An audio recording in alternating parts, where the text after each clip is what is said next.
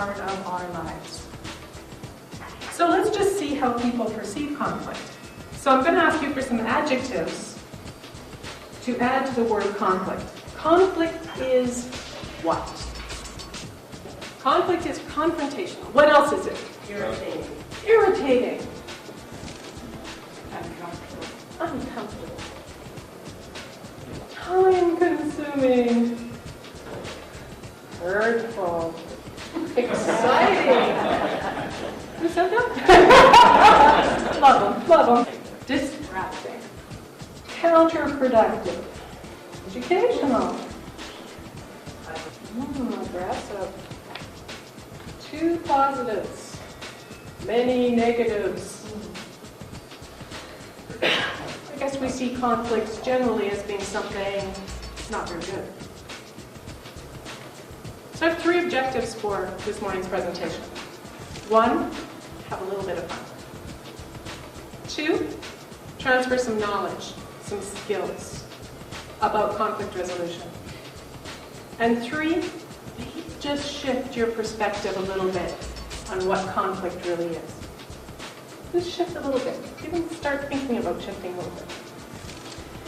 So let's start where our basic education began about conflict resolution. Your parents. How did they resolve conflict? What was that? Wow. Maybe not the best role models. But you know, nowhere in our educational system do we really talk about tools for resolving conflict. So if your parents are your sole role players, your sole source of education, is it no wonder that we see conflict as very negative? When mom and dad are fighting, it's not a pleasant place to be, no matter how well they might fight. It's been a negative experience for most of us. And so, to shift you a little bit, I want to give you some skills. I want to show you some new perspective on what conflict really is.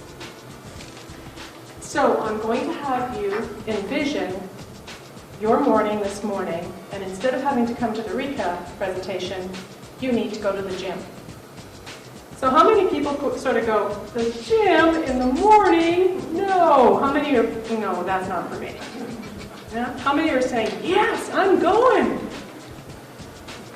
Well, I don't know what the rest are doing, but some are thinking on it, thinking about going to the gym. That's true. We think about going to the gym a lot, don't we? And then we all have had an experience, I hope, of going to the gym. Anybody never been to the gym? It might not be relevant for them. But when you finish going to the gym, you almost feel superior. You feel good. You feel pumped. Like you've accomplished something already. That afterglow? Right. So conflict, it's like going to the gym, I think. Ooh, I don't want to really have that discussion with that person today, or that's not really the hill I want to die on. Can be very good, can be very positive. So what if we started looking at conflict like going to the gym? Yeah, there may be some hard and difficult things that we have to do, but when we learn our routine with the weights, when we learn how to work the elliptical, when we start having friends at the gym, it becomes a little bit more friendly. And when we're finished, we still have that fantastic afterglow, that real sense of accomplishment. The only really bad conflict is an unresolved conflict. It's that one that's sitting there. It's that one that's always getting in your way. It's the one that's just carrying, it's right there on your shoulder, on the back of your shoulder, and you know that it's just irritating the heck out of you, but you're not getting through it. You're avoiding it. You don't want to deal with it. Those unresolved conflicts really are what we're talking about here. Because once you engage and you move to resolve, if you have the proper tools, you can get that warm afterglow